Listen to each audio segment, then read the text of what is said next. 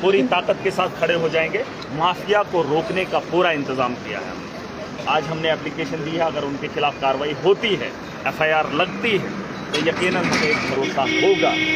अगर नहीं करेंगे, आप मुझे बता दीजिए, म्यूनसिपैलिटी के टेंडर में ये चीज़ बताया गया है आपको बाथरूम होना चाहिए। यहाँ देख लीजिए, ये पार्किंग में इतनी गाड़ियाँ लगी, वो बस है, ये पार्किंग में लगी, आप देख लीजिए। ये जो बस है इन्होंने बोर्ड में लगाई है, ब्रेक लगाने के लिए। अगर ईओ किसी ने कहा आप ईओ से बात कर लीजिए, मैं ईओ से क्या बात करूँ? अरे नेशनल हाईवे पे जिसने अथॉरिटी इनको दे दी, आप पैसा लूट लीजिए, उसने यहाँ पे बिना बाथरूम के टेंडर निकाल दिया, बिना पार्किंग के टेंडर निकाल लिया।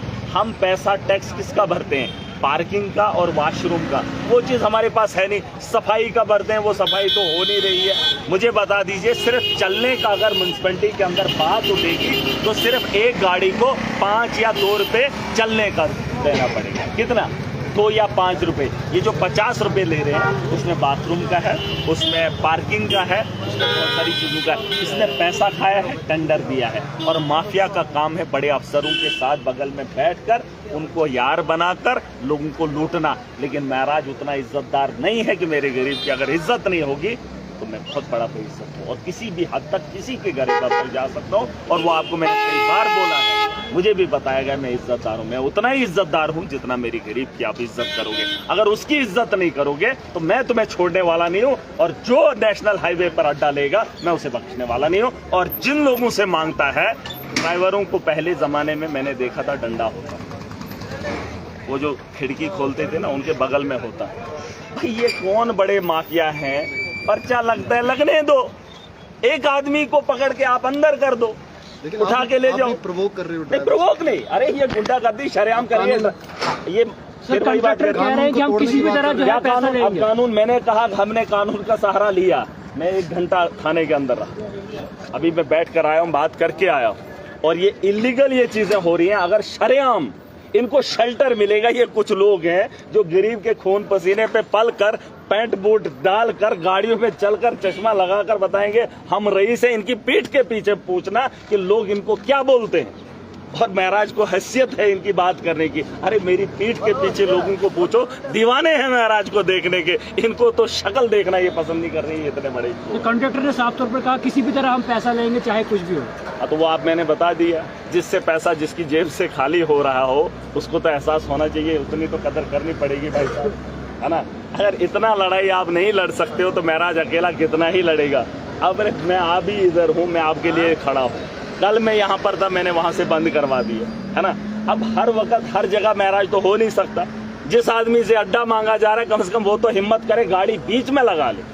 इतना तो कर सकता है, शीशे चढ़ाकर गाड़ी भी। अरे सुन ले, रोड में अरे ये मत बोलो ना आप इलीगल। अरे जो पैसा ले रहा है वो इलीगल तुझे लग रहा है? नहीं आप वो गुंडा। अरे महाराज साहब मुझे बताएं, शोर शराबे से अच्छा आप रिटर्न ऑर्डर क्यों नहीं निकल? रिटर्न ऑर्डर नहीं, देखिए ये सब के सब दलाल है, कल्ले। इन्होंने पैसा खाया है, इन्होंने म्यूनसिपैलिटी को लूटा है, इनको शर्म हया तो है नहीं। इनके घरों की तामीर हुई है गरीब के खून पसीने से।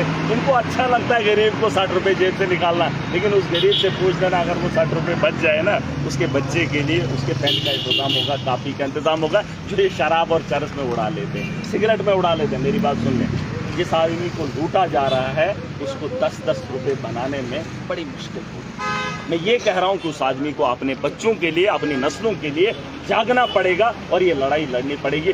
जितना मुझसे हो सकेगा उससे ज़्यादा ताकत लगाऊंगा। माफिया को पनपने नहीं दूंगा, चाहे ताकत के बल पे आए, चाहे कानून के दम पे आए। और कानून कभी भी इनको इजाज़त नहीं देता है कि नेशनल हाईवे पे आप किसी गाड़ी से अड्डा लें। और ये क्राइटेरिया है, ये गाइडलाइन है। और उस गाइड, अरे वो बोलते हैं वो मत पढ़िए, जो मैं बोल रहा हूँ वो पढ़िए। और जो क्राइटेरिया जो पूरे देश के अंदर उसे जानिए।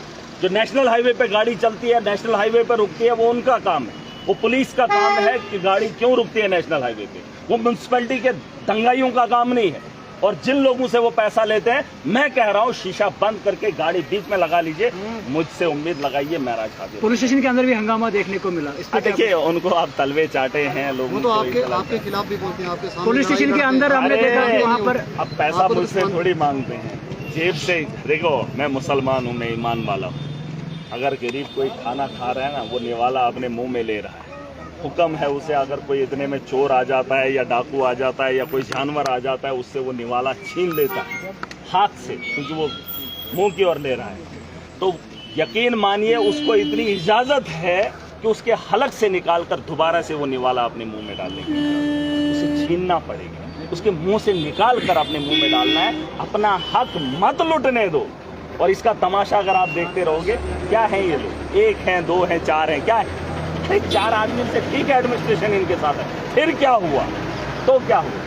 अरे लोग हमारे साथ हैं, मजलूम हमारे साथ हैं, एक आदमी को परेशानी होती है, लेकिन आपके होते हुए, यूनियन होते हुए, अगर FIR नहीं लगेगी तो क्या कुछ किया जाए? मैंने बोल दिया, नेशनल हाईवे पे अड्डा नहीं लिया जाएगा, किसी को भी इजाजत नहीं है। और जो लेने वाला है, मैं आपको वीडियो बना जो पुलिस स्टेशन में आया, अगर FIR नहीं, वो बात की बात है, वो देख लेंगे, उसमें मैंने बहुत सारी चीज़ें मेंशन की है। मैं ये कह रहा हूँ कि अगर नेशनल हाईवे पे आपको अड्डा मांगा जा रहा है, जो भी गाड़ी वाला है, गाड़ी बीच में लगा लीजिए, एक नहीं, एक के साथ 10 खड़े हो जाइए, 10 के साथ 20 हो जाइए, चाहे सिविल गाड़ी भी है उनको भी खड़ा होना पड़ेगा। माफिया को जड़ से खत्म करना है। भड़का रहे हैं, उन्हें फंसा रहे हैं सर। आपको लगता है कि आप नौजवानों को एक ने पहले ऐसे तो दे दो पैसे, उसका करियर खत्म हुआ था। आप एक काम कर लीजिए, देखिए कुर्बानियों के बगैर माहौल नहीं सुधरेगा। मैं MLA बन गया हूँ, आपको लगता है? अरे सुन तो लीजिए, आपको क्या सर, करना है, आपको क्या तरीका करना है, जाइए पुलिस स्टेशन गए ना आप, मैं गया कंसर्न एक MLA गया, दरखास्त दी, अब देखेंगे कानून क्या करता है, देखेंगे ना। वही तो मैंने कहा, मैंने तो स्टार्टिंग में कहा कानून का सहारा लिया है, देखेंगे कानून का साथ तक जाता है। अगर सुन लीजिए, अगर कानून और एडमिनिस्ट्रेशन इनको फिर से चंदा वसूलने के लिए नेशनल हाईवे पे अलो करेगी, तो आपको क्या लगता है मैं इनको धंधा करने दूंगा? और आप बोल रहे हैं प्रवोक करें, फिर लुटने दो। अरे ये इज्जत ही है तो जो आपके जेब में से निकाली जा रही है। बात इज्जत की वो नहीं है कि आपकी इज्जत लूटी जाती है, आपकी इज्जत वो भी है कि आपकी जेब से कुछ छीना जाता है, आपके बच्चों का निवाला आपसे छीना जाता है। इज्जत का लिहाज वहाँ पर भी करना है, और मुझे लगता है ये तरीका अच्छा रहेगा, क्योंकि एडमिनिस्ट्रेशन कोऑपरेट कर रही है। ईओ सुन लीजिए, ईओ की मैंने बात की है, जब उसको 7 दिन के लिए ट्रांसफर हुई, वीडियो बना था वो, उसने 7 दिन के अंदर 20-30 लाख की पेमेंट कर दी थी, और वो सारी की सारी फ्रॉड है। उस पर भी कार्रवाई बिठा रहा हूँ, और डीसी साहब को मैं एक चिट्ठी लिखूंगा। और आज वो ईओ बना है, बिना यहाँ म्यूनसिपैलिटी के अंदर कोई चीजें है ही नहीं। मैं कहता हूँ कि 5 रुपए नहीं, 2 ही रुपए बनेगा एक गाड़ी का म्यूनसिपैलिटी में चलने का, क्योंकि उसके अलावा आप देखो सड़कों पे गाड़ियां लगी। ये कौन सा म्यूनसिपैलिटी ने बनाया? ये म्यूनसिपैलिटी के बनाए हुए। अरे म्यूनसिपैलिटी को वो चीजें बनानी है जहाँ पे पार्किंग होगी। अभी अड्डा बना ही नहीं, अड्डा लिया जा रहा है, सफाई हो नहीं रही है तो सफाई के पैसे ले रहे हैं। अरे किसी चीज का तो पैसा, अड्डा क्या है? टैक्स। मैं नहीं कह रहा हूँ टैक्स नहीं देना, टैक्स देना है, लेकिन देना किसके लिए है भाई? वो चीजें आपके पास है, अड्डा है, आपके पास वॉशरूम है, बाथरूम है, अरे बदबू आ रही है यहाँ से ऊपर तक, जितना भी चलोगे बदबू से भरा हुआ, और इसके हम पैसे देंगे और चुट्टों को पालेंगे। अरे चुट्टों को पालना थोड़ी है, फिर इनकी डैल देखना, फिर वो सुबह एक एक्सीडेंट हुआ, वहाँ पर भी कॉन्ट्रैक्टर्स की जो है ये सिचुएशन हुई है। आपको याद होगा, मैं MLA, सुन लीजिए, मैं MLA जब बना था तो मैंने SC को बोला था, मैंने कहा था कच्ची नालियाँ RNP के यहाँ पर जो एक्सजन है उनको भी मैंने बोला था, हर आदमी को मैंने बोला था आप कच्ची नालियाँ निकाल लीजिए। ये जो हादसा ये तो होना था, ये तो एक अलग बात है, लेकिन हम एहतियात भी कर सकते थे, एडमिनिस्ट्रेशन की जिम्मेदारी थी। मैंने उनको बताया था आप कच्ची नाली निकालिए, आप पक्की नहीं कर सकते, लेकिन कच्ची। वहाँ पे जो मिट्टी आई है, चिकनी मिट्टी, क्योंकि जब बारिश पहाड़ों पे गिरती है तो जब वो पानी चलता है तो पानी के साथ जो सर्रे आते हैं वो बड़े बारीक होते हैं, और जब वो ज़मीन पर रुक जाते हैं तो वो इतने फिसलन होते हैं कि आप या कोई भी आदमी उससे फिसल कर गिर सकता है, क्योंकि फिसलन वाला होता है, क्योंकि छोटे छोटे जर्रे आते हैं और वो बहुत मुलायम होते हैं, इतने मुलायम होते हैं कि कोई भी सड़क का हादसा या कोई भी इंसान उसका शिकार हो सकता है। आपने देखा होगा जब बारिश का पानी चलता है तो वो जो बीच में वो जो मिट्टी के ढेर लगते हैं वो बड़े बारीक होते हैं, और ये पहाड़ों से होकर जब आता है वहाँ पे नाली ना होने की वजह से वहाँ पे जब मिट्टी जमा हुई तो फिसलन हुआ, लेकिन उसका भी शिकार हुआ। तो यही बातें हैं, आपको जागना पड़ेगा और सबकी जिम्मेदारी। कल आपकी जिम्मेदारी, मैं आपको ये काम दे रहा हूँ कि नेशनल हाईवे पे आप चले जाइएगा, सुबह भी, दोपहर को भी और शाम को भी एक रिपोर्टिंग करेंगे। मुझे वहाँ से बताएंगे कि यहाँ के चार्जेस लिए जा रहे हैं कि नहीं। अगर लिए जा रहे होंगे मैं आज आपको इस मामले में कुछ भी नहीं हुआ तो फर्दर क्या कुछ कदम लिया जाए?